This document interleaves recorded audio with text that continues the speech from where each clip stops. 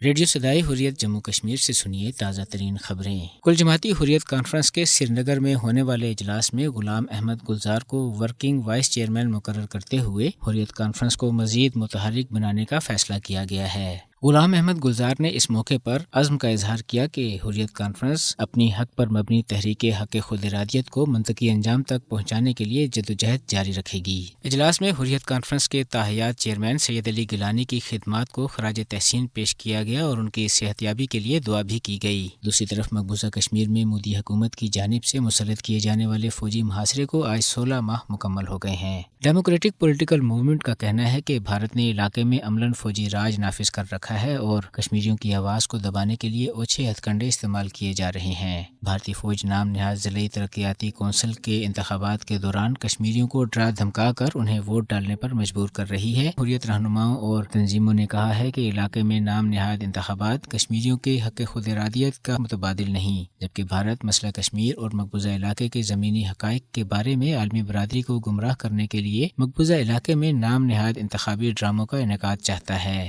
کشمیری انتخابات کے لیے نہیں، اقوام متحدہ کی منظور کردہ رائے شماری کے لیے قربانیاں دے رہے ہیں اور اپنی منزل کے حصول تک چین سے نہیں بیٹھیں گے۔ اس کے ساتھ ہی خبریں ختم ہوئیں۔ دنیا کے آزاد اور جمہوری ملکوں میں عوام انتخابات کے ذریعے اپنے نمائندوں کا انتخاب کرتے ہیں جو آگے چل کر عوامی خواہشات کی ترجمانی کرتے ہوئے ملک و قوم کی فلاح و بہبود اور تعمیر و ترقی کے لیے کام کرتے ہیں۔ لیکن بھارت کے غیر قانونی زیر قبضہ جموں کشمیر میں جہاں لوگ سیاسی، جمہوری، معاشی، معاشرتی، مذہبی اور تمام بنیادی انسانی حقوق سے محروم ہیں، بھارتی استعمار انتخابی ڈرامے کو اپنے مظالم چھپانے اور اقوام عالم کو گمراہ کرنے کے لیے استعمال کر رہا ہے۔ کشمیری عوام اقوام متحدہ کی زیر نگرانی آزاد اور غیر جانبدار رائے شماری کرانے کا مطالبہ کر رہے ہیں تاکہ وہ اپنے مستقبل کا فیصلہ کر سکیں، لیکن جمہوریت کے لبادے میں چھپا بھارتی سامراج لاکھوں فوجیوں کے ذریعے کشمیریوں کو یرغمال بنا کر الیکشن کے نام پر فوجی مشق کر رہا ہے اور پھر فوجی قبضے کو جمہوری شکل دے کر کشمیریوں پر اپنی کٹ پتلیاں مسلط کرتا ہے جو اپنے غلامانہ اقتدار کے لیے بھارتی خاکوں میں رنگ بھرنے کے لیے کام کرتے ہیں۔ اس فوجی مشق کے ذریعے بھارت عالمی برادری کو یہ تاثر دے رہا ہے کہ کشمیری عوام بھارتی غلامی میں خوش ہیں۔ اقوام متحدہ بھی یہ واضح کر چکا ہے کہ کشمیر میں رچائے جانے والے الیکشن ڈرامے حق خود ارادیت کا متبادل نہیں ہیں، لیکن ان تمام حقائق کے باوجود بھارت پھر ایک بار ذلی ترقیاتی الیکشن کا ڈرونگ رچا رہا ہے، حالانکہ کشمیری عوام